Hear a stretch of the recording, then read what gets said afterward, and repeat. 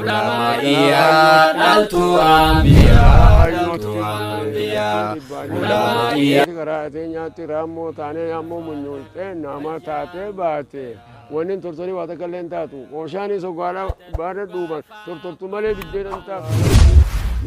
xiin oggaadha jiru siddaaraa jedhanii nama sana siddaaraa dhukkubaa mana shirkii wajjin ogaa hedduu takka yaa'ee gara shirkiitti deebina imala gaafa sheekanii wajjin amma gaafa tafsira gatteessanii qaraasiftan afaan oromootiin qaraasiftan isin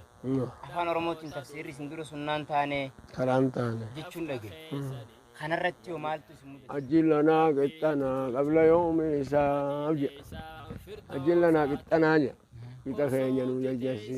sheenii akka mallaafasa oo mataatee duniyaa irratti ajillanaa qixxanaa asuma nu jajjassi qabla yoomi isaa guyyaa qaama hedduu mitii jedhanii beekta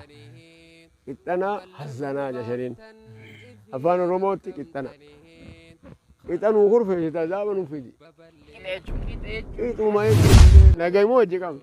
hojumaan jirraa kan uleedhaan qeensa cufanurraa baasanii qeensa kun cuttee gana magarfanne akkana wajjaniiti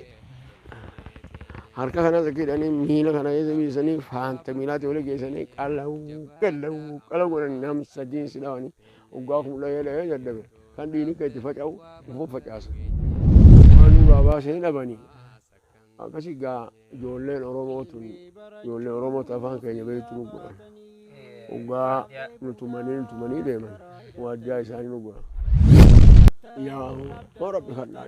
ijoolleen waajjaa Oromoo warra Wallaggaa fa'a rabbi kadhaa soojaa nu gaa isi godhanii ati firratti murteessuun beektu